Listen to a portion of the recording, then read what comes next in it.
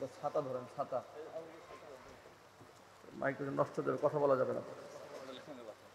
ছাতা ধরে রাখেন, উপরে ছাতা ধরে রাখেন, ছাতা ধরে দাঁড়া থাকেন।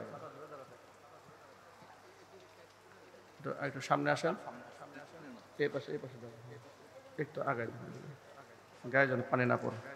এরপরেও এই বৈরী পরিবেশে, বৈরী আবহাওয়াতে আপনারা ভিজে ভিজে বয়ান শোনার জন্য বসে আছেন, কেউ দাঁড়িয়ে আছেন, কেউ ছাতা নিয়ে আছেন, কেউ ছাতা ছাড়া।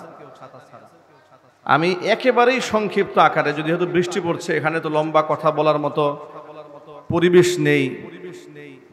যতটুকুন কথা আমরা বলবো, আল্লাহ পাক যেন আমাদেরকে আমলি নিয়তে বলার এবং শোনার তৌফিক দান করেন। আমাদের গাজীপুর বোটবাজার কেন্দ্রীয় মসজিদে আমি শুধু জুমার খতিব থাকবো কেন, আমার বেতন 20 থেকে 50,000 বাড়ি আরো সম্মানের সাথে রাখা হবে, এমন লোভনীয় প্রস্তাব আমাকে দেওয়া হয়েছে। থানা অধি সাহেব আমাকে বলেছেন, হুজুর আমি যা বলবো শুধু আপনি এই কাজটা করেন না, অসুবিধা কি, আমার সাথে আপনি চলেন, আপনার কোনো ভয় নাই। আমি বলেছি না, আপনি যা চাচ্ছেন সেটা এখানে কোনোদিন হবে না। বোটবাজার মসজিদের মিম্বার থেকে যে গর্জন আগে ছিল, এই থেকে আরো ভয়ঙ্কর গর্জন সামনে থাকবে। এটা আমি থাকি আর আমি এখান থেকে চলে যাই। তখন তিনি বললেন, যদি নিরাপদ মনে করেন মসজিদের মিম্বার ছাড়তে হবে, তা না হলে আপনি কঠিন মুসিবতের সম্মুখীন হবেন। সর্বশেষ আমাকে তারা এখান থেকে তাড়িয়ে দিয়েছে, আমি চলে যেতে বাধ্য হয়েছি। আমি শেষ বিদায়টা পর্যন্ত আমাকে নিতে দেয় নাই।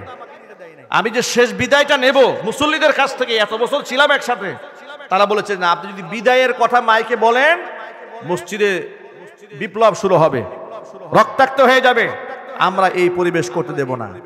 এইভাবে আমি সহ কত খতিব সাহেবদেরকে বিনা নোটিশে মসজিদ থেকে বের করে দিয়েছে।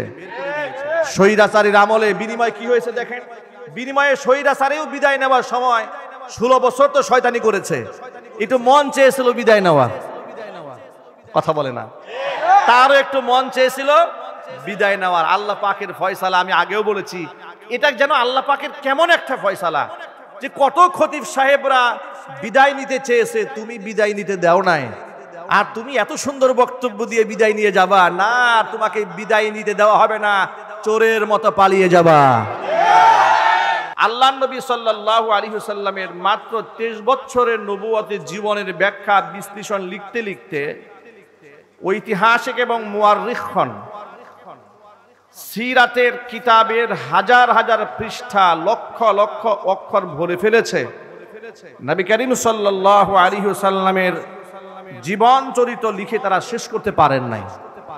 আল্লাহু আকবার বলেন। কারণ হচ্ছে এই, আয়েশা রাদিয়াল্লাহু তাআলা আনহার ভাষ্য অনুযায়ী, খুলুকুহু আল কোরআন, কোরআন যেমন শুরু আছে, বাহ্যিক দৃষ্টিতে শেষ আছে, এর ব্যাখ্যার যেমন শেষ নাই, নবুয়তের মাত্র 23 বছর জীবনে আল্লাহ পাক গোটা উম্মাহকে, গোটা জাতিকে এত সুন্দর জীবন দর্শন উপহার দিয়েছেন।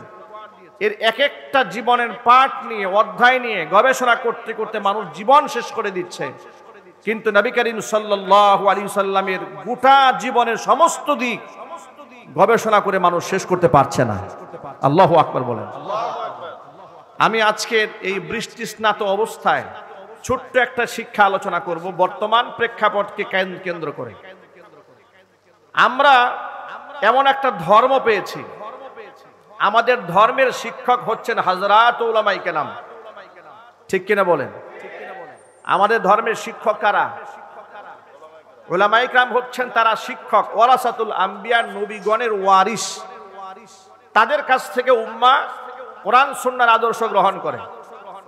নবী করিম সাল্লাল্লাহু আলাইহি ওয়াসাল্লামকে পৃথিবীর শ্রেষ্ঠ চরিত্রের আধার বলা হয়, যার চরিত্রের ব্যাপারে আল্লাহ কোরআনে প্রশংসা করেছেন, কসম করেছেন, ওয়া ইন্নাকা লাআলা খুলুকিন আযীম। হে নবী, আপনি ছোটখাটো চরিত্রের অধিকারী নন, আপনি মহান চরিত্রের অধিকারী। এতটা মহান চরিত্রের অধিকারী আল্লাহর নবী ছিলেন, তিনি জানতে পেরেছিলেন ইহুদিরা তাকে খাদ্যে বিষ মিশিয়ে হত্যা করতে চেয়েছিল। নবী করিম সাল্লাল্লাহু আলাইহি ওয়াসাল্লাম তিনি জেনেছিলেন তাকে জাদু করে 6 মাস পর্যন্ত ইহুদিরা কষ্ট দিয়েছিল।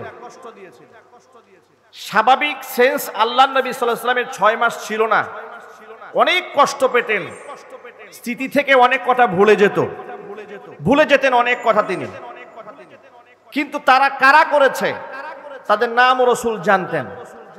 জিবরিল মারফত 6 মাস পরে সূরা ফালাক সূরা নাস নাজিল করে আল্লাহ পাক নবী করিম সাল্লাল্লাহু আলাইহি ওয়াসাল্লামের এই অসুখকে দূর করার ব্যবস্থা করেন।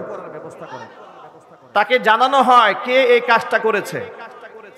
আল্লাহর নবী সাল্লাল্লাহু আলাইহি ওয়াসাল্লাম তার কাছ থেকে কোনো প্রতিশোধ গ্রহণ করেননি। আমি রাসূলের জীবনের এই ছোট্ট একটা অংশ থেকে আমি আপনাদেরকে এই সবকটা শোনাতে চাই। আল্লাহ পাক যখন মানুষকে ডাকবেন, ইয়া আইয়াতুহান নাফসুল মুতমাইন্নাহ, হে পবিত্র আত্মা, ইয়া আইয়াতুহান নাফসুল মুতমাইন্নাহ, হে পরিতৃপ্ত আত্মা, কলুষিত আত্মা নয়, একেবারে কদর্যপূর্ণ আত্মা নয়, যে আত্মার মধ্যে রিয়া নাই, সুমাত নাই, হিংসা নাই, বিদ্বেষ নাই, অহংবোধ থেকে যারা নিজেদেরকে পরিত্রাণ করেছে, যারা রবের সামনে সেজদা নিয়ে নিজের অহংবোধকে ধ্বংস করেছে, আমিত্বকে মিটিয়ে দিয়েছে, যারা পৃথিবীতে যা করেছে আল্লাহর জন্য করেছে, এমন পবিত্র আত্মাদেরকে ডেকে বলবেন আল্লাহ রাব্বুল আলামিন, ইয়া আইয়াতুহান নাফসুল মুতমাইন্নাহ ইরজিই ইলা রাব্বিকি রাদিয়াতাম মারদিয়া, তুমি তোমার রবের দিকে ফিরে আসো এই অবস্থায় তুমি নিজেও সন্তুষ্ট, তোমার উপরে আল্লাহ পাক সন্তুষ্ট। ফাদখুলি ফি ইবাদি, এরপর তুমি আমার বান্দাদের মধ্যে শামিল হয়ে যাও। ওয়াদখুলি জান্নাতি, এবং জান্নাতের মধ্যে প্রবেশ করো। পরিতৃপ্ত আত্মার মানুষগুলাকে আল্লাহ পাক জান্নাতে ডেকে নেবেন। সকলেই এই কথা খুব ভালো করে মনে রাখেন, বাহ্যিক সুরতের চেয়ে অন্তরাত্মা পরিষ্কার হওয়া আল্লাহর কাছে অনেক মূল্যবান।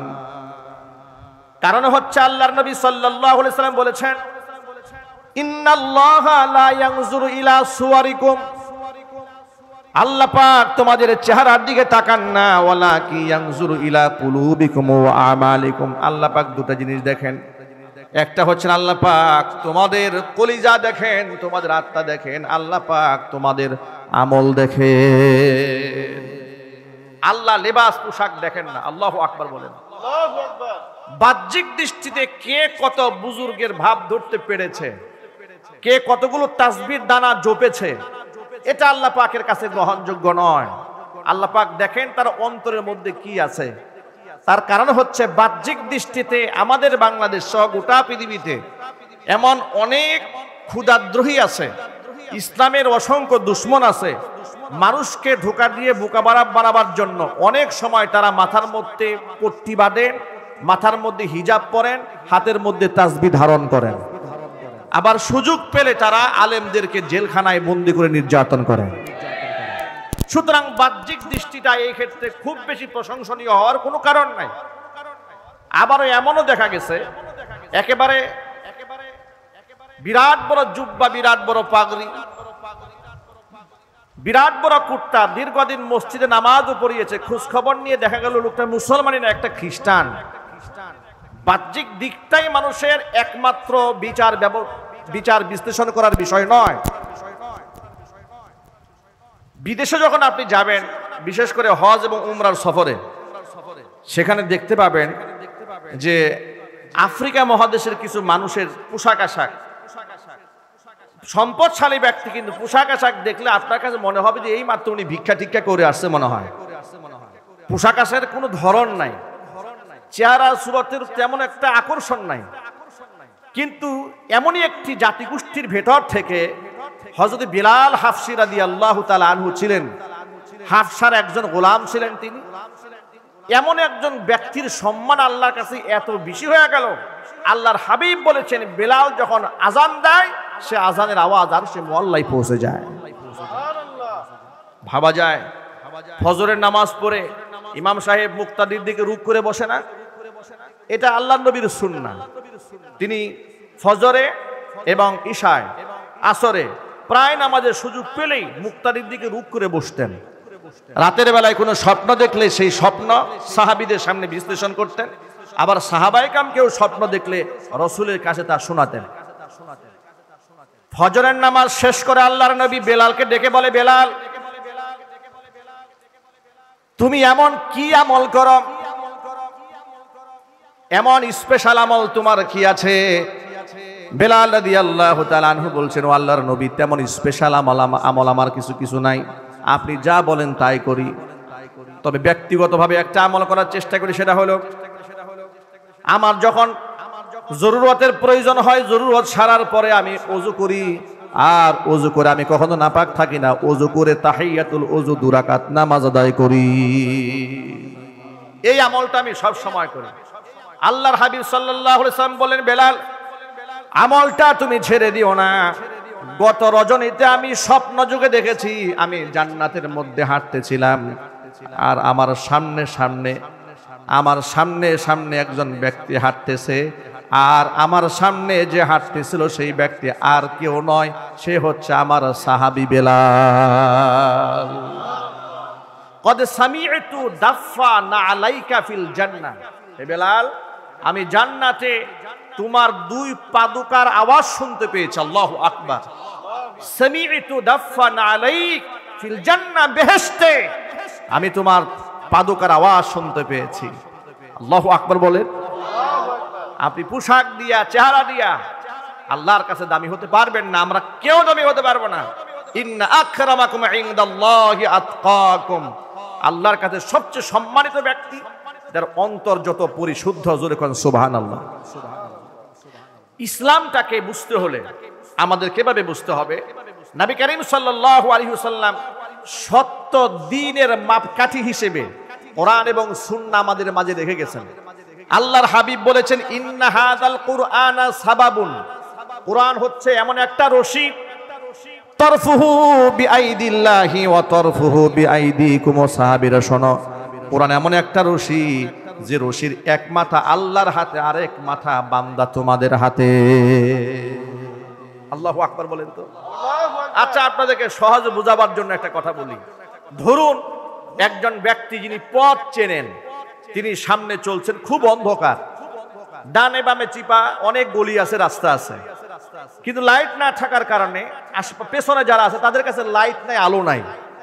আলো না থাকার কারণে তারা যেন বিপদগামী না হয়ে যায়, এই জন্য সবার সামনে যিনি আছেন, যার হাতে টর্চ লাইট আছে, তিনি একটা বুদ্ধি অবলম্বন করলেন। সেই বুদ্ধি হচ্ছে এই, যে আমি একটা লম্বা রশি নেই, এই রশি আমার হাতে থাকবে আগাটা, আর পুরা রশি লম্বা পেছন পর্যন্ত যত বড় থাকবে, প্রত্যেকটা মানুষ এই রশিগুলাকে ধরে রাখবে। এর দ্বারা কি হবে? রাতের আধারে আমি যেদিকেই যাই না কেন, ডানে বামে ইউটার্ন নিয়ে এইদিকে যাই সেদিকে যাই, রশি যতক্ষণ পর্যন্ত ধরে রাখবে, অন্ততপক্ষে সঠিক গন্তব্য পৌঁছার ক্ষেত্রে তার পেছনের, সবার পেছনের ব্যক্তির আর কোনো টেনশন থাকবে না। কথা বলেন না, ঠিক কিনা বলেন? সবার আগে যিনি আছেন তিনি যেমন সঠিক গন্তব্যে পৌঁছবেন, সবার পেছনে যিনি আছেন তিনিও যদি কষ্ট করে এই রশিটা একটুখানি ধরে রাখতে পারে, তিনিও সঠিক গন্তব্যে পৌঁছে যাবেন। আল্লাহ নবী সাল্লাল্লাহু আলাইহি সাল্লাম বললেন, এই সঠিক রশিটার নাম হচ্ছে কোরআন। চিল্লায় কোন আল্লাহু আকবার। আল্লাহ নবী বলেন, ইন্না হাযাল কুরআনা সাবাবুন, কোরআন হচ্ছে আমার একটা রশি, তরফুহু বিআইদিল্লাহি ওয়া তরফুহু বিআইদিকুম, এর এক মাথা আল্লাহর হাতে, আর এক মাথা বান্দা তোমাদের হাতে। লাং তাদিল্লু, সত্য পথ থেকে কশিন কালেও তোমরা বিপদগামী হবে না, মানে পথ হারিয়ে ফেলবে না। ওয়ালাং তাহলিকু, তোমরা ধ্বংস হবে না। লাং তাহলিকু ওয়ালাং তাদিল্লু, কশিন কালেও পথ হারাবে না, তোমরা ধ্বংস হবে না। মা তামাসসাকতুম বিহিমা, যতক্ষণ পর্যন্ত রশিটাকে শক্তভাবে আঁকড়ায় ধরে রাখবে। জোরে কোন সুবহানাল্লাহ। এই জন্য সেই কোরআন, সেই রশিটা আঁকড়ায় ধরার জন্য কোরআন জানার দরকার আছে না নাই? আর একটু জোরে বলেন। এখন কোরআনই যদি আপনি না জানেন তো ধরবেনটা কি? এখন আমার দেশের লোকেরা কোরআন না ধরে, তারা ধরে একটা রশি ধরে, কিন্তু সঠিক রশি না থাকার কারণে, চেইন সঠিকটা না থাকার কারণে অনেক সময় শিক্ষক চিনতে ভুল করে। এমন শিক্ষক ধরে যে শিক্ষক নিজের কাছেই টর্চ লাইট নাই, নিজেই চলতে পারে না সঠিক পথে, তার পেছনে জাতিকে কি শিক্ষা দেবে? কথা বলেন, ঠিক কিনা বলেন? আমার দেশে হক্কানি পীর যেমন আছে, অনুরূপ ভাবে আমাদের দেশে এমন ভণ্ড পীর আছে যারা মানুষকে কোরআন সুন্নাহর শিক্ষা দেবে দূরের কথা, কোরআন সুন্নাহর সঠিক ব্যাখ্যা সে নিজেও জানে না। আমি কি ভুল বলেছি?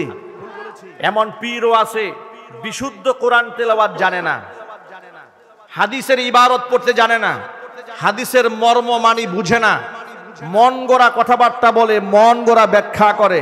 এইরকম লোক এই সমাজে আছে না নাই? এখন আপনি বলেন, তার নিজের হাতে টর্চ লাইট নাই, মুরিদ যদি এই পীরের রশি ধরে, কি জান্নাতের দিকে যাবে নাকি জাহান্নামের দিকে যাবে? জাহান্নামের দিকে যাবে। এই জন্য কোরআন সুন্নাহ হচ্ছে মানদণ্ড। কোরআন সুন্নাহর মানদণ্ডে যিনি উত্তীর্ণ হতে পেরেছেন, তার হাতে টর্চ লাইট আছে, তিনি আপনাকে সঠিক গন্তব্যে পৌঁছে দিতে পারবেন। সুতরাং যার হাতে কোরআন সুন্নাহর লাইট নাই, কোরআন সুন্নাহর প্রকৃত ইলম নাই, তাকে মানদণ্ড মানার কোনো সুযোগও ইসলামে নাই।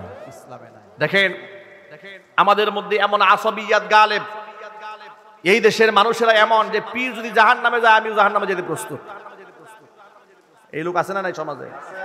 এমন অন্ধ, পীর কুফরি করলেও ঠিক আছে, পীর বাতিল করলেও ঠিক আছে, হক বললেও ঠিক, ব্যাঠিক বললেও ঠিক।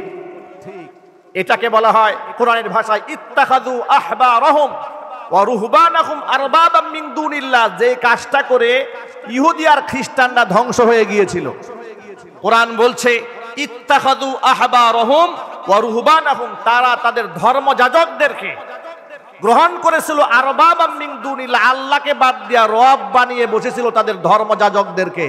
আমি আল্লাহ কি বলেছি, আমার রাসূলকে বলেছে তা দেখতো না, দেখতো তাদের ধর্মগুরু কি বলেছে। এই কারণে ইহুদি আর খ্রিস্টানরা ধ্বংস হয়ে গিয়েছে।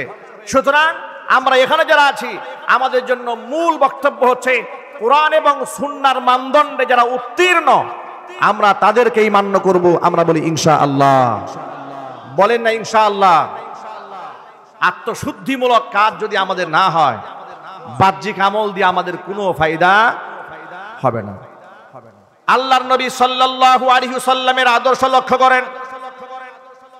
সিরাতের ছোট্ট একটা ঘটনা আপনাদেরকে শোনাই, যে ইহুদিরা নবী করিম সাল্লাল্লাহু আলাইহি ওয়াসাল্লামের জানি দুশমন ছিল।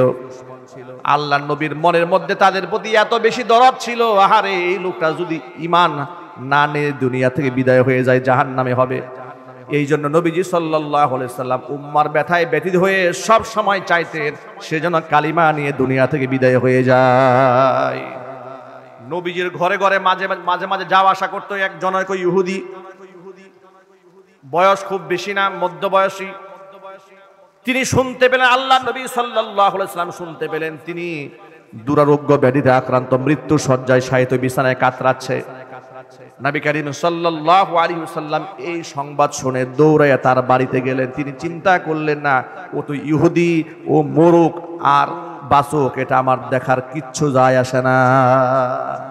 নবীজি এটা দেখেন নাই যেটা আমরা করি।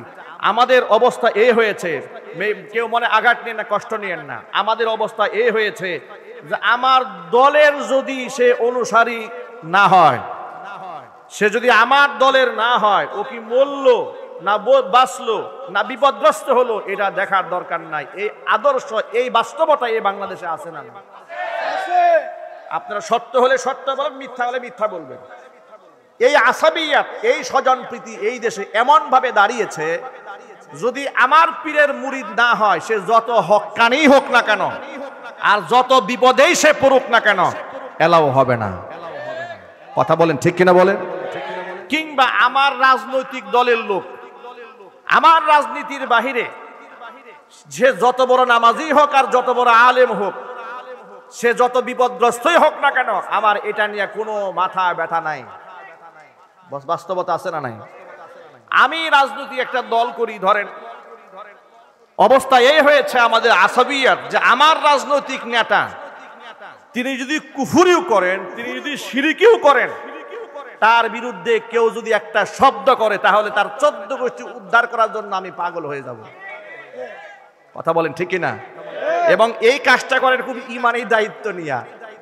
মনে করেন আমি খুব ঈমানী দায়িত্ব পালন করছি। ভাই, আপনি ঈমানী দায়িত্ব পালন করছেন না, আপনি শাহওয়াতুন নফস, আপনি নিজের নফসের খাহেশ মেটাচ্ছেন, আপনি আল্লাহর জন্য করছেন না, আর আপনার এই আন্দোলন, আপনার এই চিন্তা চেতনা আপনাকে জান্নাতমুখী করবে না, আপনাকে জাহান্নামমুখী করে দেবে। কথা বলতে হবে, ঠিক কিনা?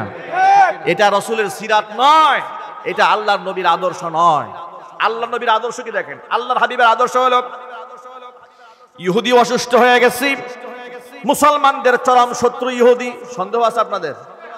কুরআন বলে দিয়েছে লাতাজিদান্না আশাদ্দান নাসি আদাওয়াতাল লিল্লাযিনা আমানুল ইয়াহুদা ওয়াল্লাযিনা আশরাকু। অনবীজি ইমানদারদের জন্য সবচেয়ে ভয়ঙ্কর দুশমন পৃথিবীর দুইটা জাতি। একটা জাতির নাম হচ্ছে ইহুদি, আর একটা জাতির নাম হচ্ছে মুশরিক, যারা আল্লাহর সাথে শরীক স্থাপন করে মূর্তি পূজারি কিংবা অন্যান্য পূজার মাধ্যমে, দেবদেবীর পূজার মাধ্যমে যারা আল্লাহর সাথে শরীক স্থাপন করে, ওই সমস্ত ব্যক্তিরা কোনোদিন মুসলমানদের আপন হতে পারে না। এটা আমার কথা নয়, এই বক্তব্য স্বয়ং আল্লাহ রাব্বুল আমিন দান করেছেন। সুতরাং ভালো করে মনে রাখবেন, কোন মুশরিক যদি আপনার প্রেমে হাবুডুবু খায় কিংবা আপনার প্রশংসা করে, আল্লাহর কসম করে বলি ওর প্রশংসার মধ্যেও ভেজাল আছে। ঠিক কিনা বলেন? আল্লাহর নবী সাল্লাল্লাহু আলাইহি ওয়াসাল্লাম জানতেন ইহুদি আমার দুশমন, এরপরেও সে দুরারোগ্য ব্যাধিতে আক্রান্ত হয়ে মৃত্যুপথের যাত্রী। নবীজি ঘরে বসে থাকেন নাই, দৌড়ায় তার বাড়িতে গেছেন, তার পাশে গিয়া বসেছেন। পাশে গিয়া তাকে বলছেন, আল্লাহর বান্দা, দুনিয়া থেকে তুমি তো বিদায় হয়ে যাবা, বিদায় হওয়ার আগে একবার তুমি কালেমা পড়ে বিদায় হয়ে যাও। তুমি একটা বার যদি কালেমা পড়ে বিদায় হয়ে যাও, তুমি জাহান্নাম থেকে মুক্তি লাভ করবে। তখন ওই মুমূর্ষ অবস্থায় তিনি ভালো করে কথা বলতে পারতেছিলেন না, আওয়াজ করে অস্ফুট আওয়াজে ইশারায় ওই ইহুদি তার বাবাকে ইঙ্গিত করলো, আব্বা, ও আব্বা যান, আল্লাহ নবী মুহাম্মদ সাল্লাল্লাহু আলাইহি সাল্লাম আমাকে যে দাওয়াত দিয়েছেন, আমি কি সেই দাওয়াতটা গ্রহণ করব নাকি? তখন তিনি বললেন, আতিয়া আবাল কাসেম, তুমি কাসেমের পিতার আনুগত্য করো, তার কথা মান্য করে নাও। সাথে সাথে ইহুদি পড়ে নিয়েছে, আশহাদু আল্লা ইলাহা ইল্লাল্লাহু ওয়াহদাহু লা শারীকা লা ওয়া আশহাদু আন্না মুহাম্মাদান আবদুহু ওয়া রাসূলুহু। এই কালিমা পরে শাহাদাত দিয়া সাথে সাথে দুনিয়া থেকে বিদায় হয়ে গেলেন। আল্লাহর নবী হাস্যোজ্জ্বল চেহারা নিয়ে ইহুদির ঘর থেকে বের হইয়া বললেন, সমস্ত প্রশংসা ওই আল্লাহ রাব্বুল আলামিনের, যিনি তার জাহান্নামমুখী বান্দাকে জান্নাতমুখী বানিয়ে দিয়েছেন। আমার প্রিয় ভাইয়েরা, আল্লাহর নবী সাল্লাল্লাহু আলাইহি সাল্লামের চরিত্র নিয়ে গোটা পৃথিবীর কেউ প্রশ্ন তুলতে পারে না।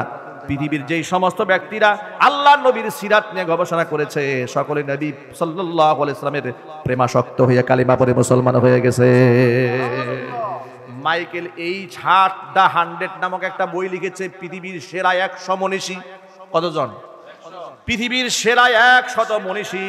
মাইকেল এইচ হার্ট মুসলমান ছিলেন না, তিনি খ্রিস্টান ধর্মাবলম্বী। ওই বইয়ের মধ্যে তার নবী ঈসা আলাইহিস সালাতু ওয়াস সালামের নাম লিখেছে 6 নম্বরে, আর মুহাম্মদ সাল্লাল্লাহু আলাইহি সাল্লামের নাম লিখেছে 1 নম্বরে। আল্লাহু আকবার বলেন। খ্রিস্টানেরা আল্লাহর নবীর চরিত্র মাধুরিমা বুঝতে পেরে আল্লাহর নবীকে সবার আগে স্থান দিয়েছে। আফসোস, কলিজা ভরা আফসোস, এই দেশের তথাকথিত সুশীল, তথাকথিত বিজ্ঞানের ছাত্র নাস্তিক বেঈমানেরা আল্লাহর নবী সাল্লাল্লাহু আলাইহি সাল্লামকে গালমন্দ করে, বাজে ভাষায় কথা বলে, হুজুরের বিবাহ নিয়ে প্রশ্ন তোলে। এমন কুলাঙ্গার মুসলমানের ঘরে জন্ম নিয়েছে বাংলার জমিনে, আছে না নাই? আসাদ নূরের মতো ব্যক্তি মুসলমানের ঘরে জন্ম নিয়েছে, কথা বলেন। রাজীবের মতো কুলাঙ্গার বাংলাদেশে মুসলমানের ঘরে জন্ম নিয়েছে। মহিউদ্দিন আসিফ এমন কুলাঙ্গার বাংলাদেশের মুসলমানের ঘরে জন্ম নিয়েছে। কবি শামসুর রহমানের মতমান নাস্তিক বাংলাদেশের মুসলমানের ঘরে তার জন্ম হয়েছে। আমি আপনাদেরকে বড় আফসোস নিয়ে একটা কথা বলি, গোটা পৃথিবীর সমস্ত অমুসলিম মিলেও নবীজিকে এত আঘাত করে নাই আর গালি দেয় নাই, যত বেশি গালি দিয়েছে মুসলমানের ঘরে জন্ম নেওয়া কাফেরদের দালালেরা।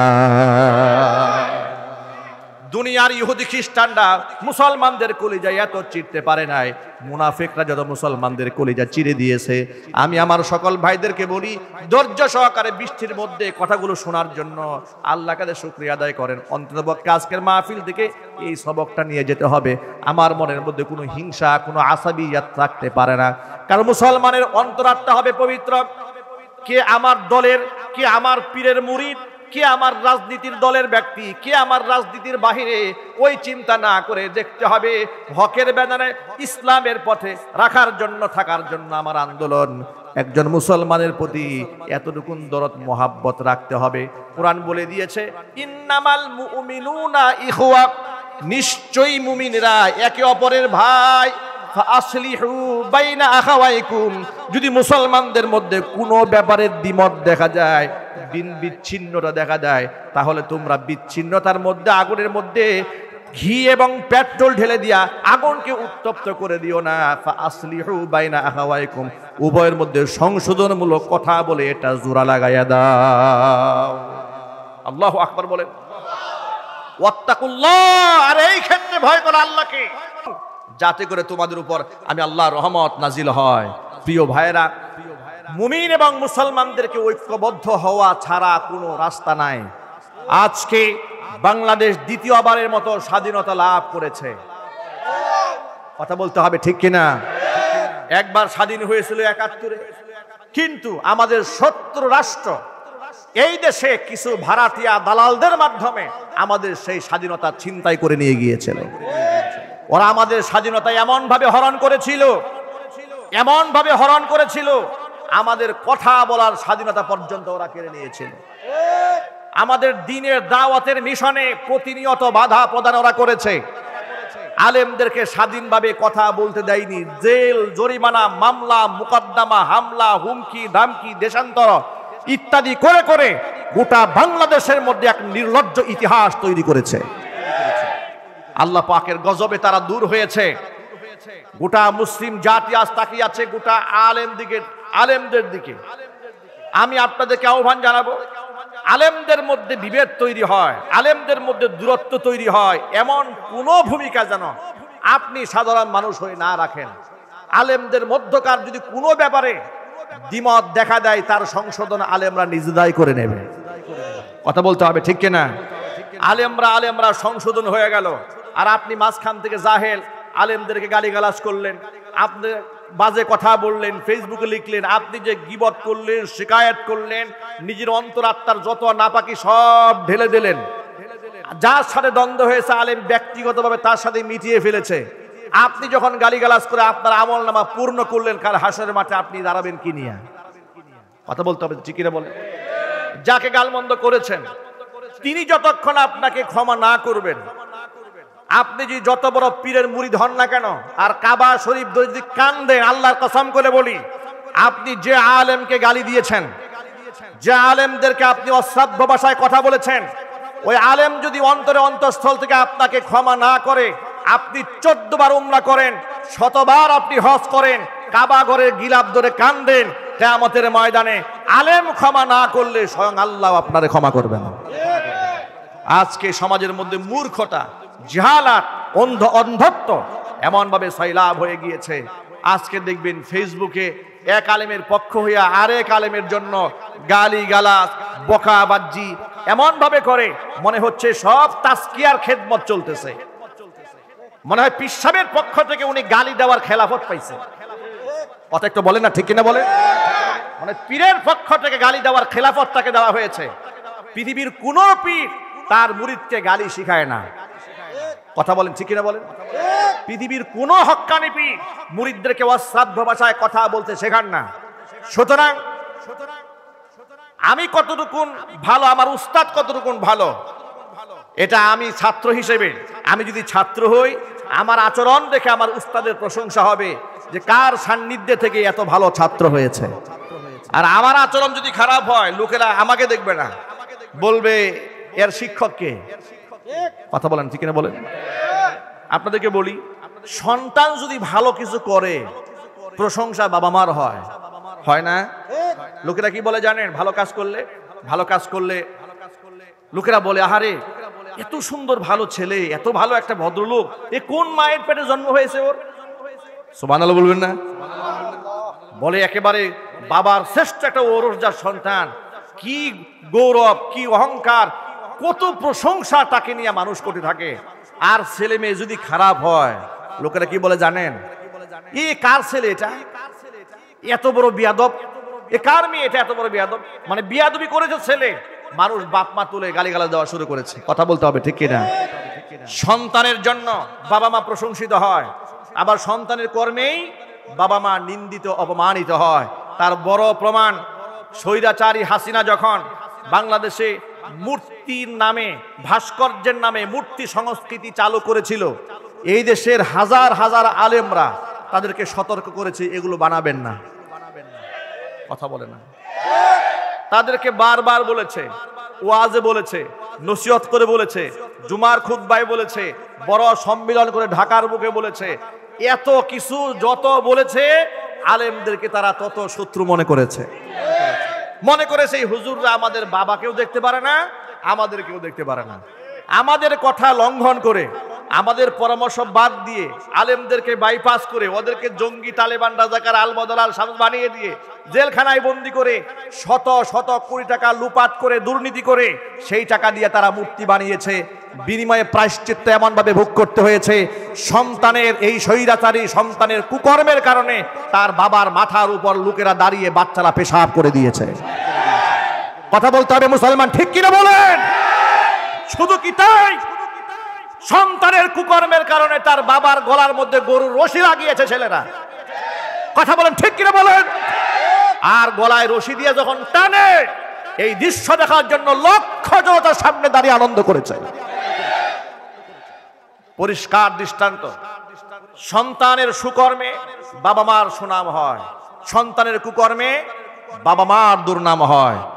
মুরিদের কুকর্মে পীর সাহেবের উপর প্রশ্ন তোলা যায় যে এত গালিগালাজে ডক্টরেট করা মুরিদ কোন দরবার থেকে শিক্ষা গ্রহণ করেছে? কথা বলেন, ঠিক কিনা বলেন? আর যাই হোক না কেন, আর যাই হোক না কেন, যদি হক পীরের দরবারের মুরিদ হয়, আল্লাহর কসম, তার মুখ থেকে আলেমদের বিরুদ্ধে গালিগালাজ বের হবে না। এটা যে সত্য, আপনাদের সন্দেহ আছে নাকি? সুতরাং নিজের আয়নায় চেহারা দেখুন, নিজের আয়নায় চেহারা দেখুন। সারা বছর ধরে শুধু মাইকিং এ হক আর হক বললে হবে না, আমল দিয়ে প্রমাণ করতে হবে হক। কথা বলেন, ঠিক কিনা বলেন? আল্লাহ রাব্বুল আলামিন আমাদের সকলকে বোঝার তৌফিক দান করেন। আল্লাহ রাব্বুল আলামিন মুসলিম উম্মাহকে হক এবং হক্কানিয়াতের পতাকা বহন করার তৌফিক দান করেন।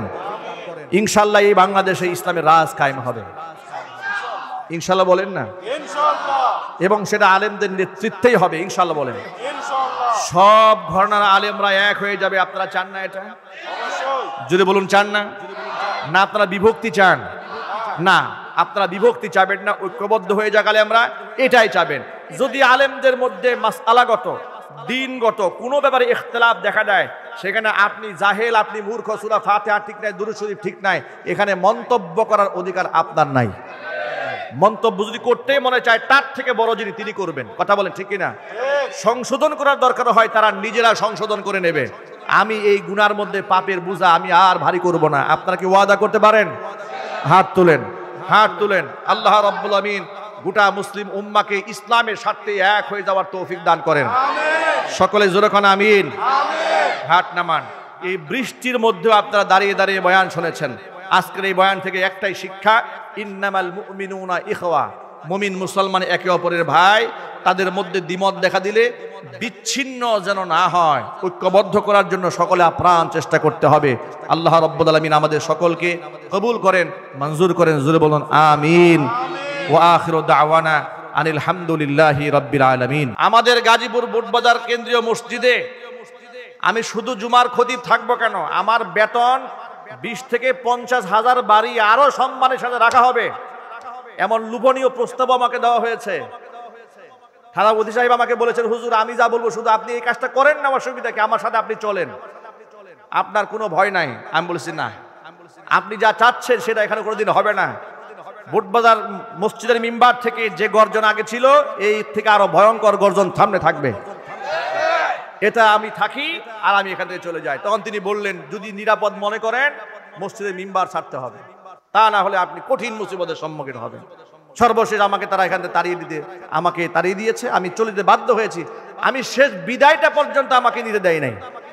আমি যে শেষ বিদায়টা নেব মুসল্লিদের কাছ থেকে, এত বছর ছিলাম একসাথে, তারা বলেছে না, আপনি যদি বিদায়ের কথা মাইকে বলেন মসজিদে বিপ্লব শুরু হবে, রক্তাক্ত হয়ে যাবে, আমরা এই পরিবেশ করতে দেব না।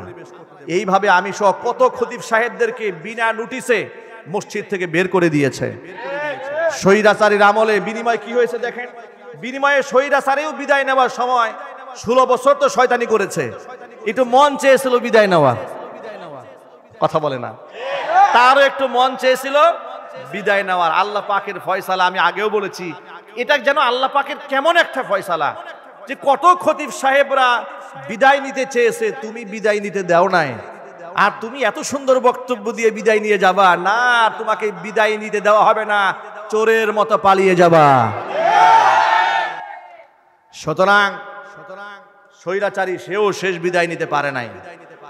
প্রিয় ভাইরা, আলহামদুলিল্লাহ আল্লাহ পাক আমাদেরকে পূর্ণ স্বাধীনতা দান করেছেন। বুটবাজার কেন্দ্রীয় শাহী জামে মসজিদে আমি আবার আগামী মাস থেকে ইনশাল্লাহ আবার জুমার খুতবা দেওয়া শুরু করব।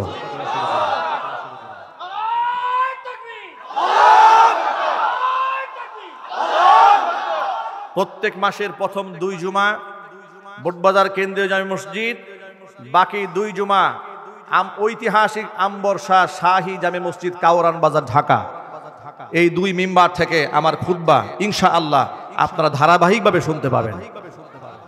এমনকি গাজীপুরে যতগুলা মাহফিল ওরা নিষিদ্ধ করেছিল, এই বছর আমি সব মাহফিল দাওয়াত নতুন করে গ্রহণ করেছি ইনশাআল্লাহ। গাজীপুরের মাটিতে এই বছর ইনশাআল্লাহ এমন কোনো বড় ওয়াল থাকবে না যেখানে আমাদের মাহফিলের পোস্টার থাকবে না। আপনাদের সব মাহফিলের মধ্যে হকের আওয়াজকে জমিনে প্রতিষ্ঠা করার জন্য জীবন বাজি রেখে আপনাদের প্রস্তুত থাকতে হবে।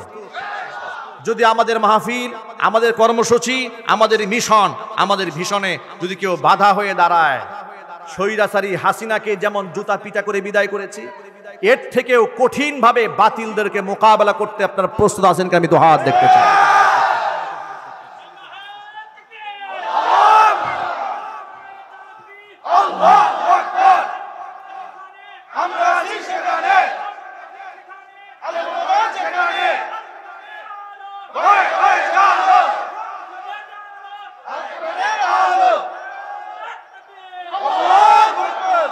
ইনশাআল্লাহ সংসদেও কোরআনের আলো আমরা জ্বালবো।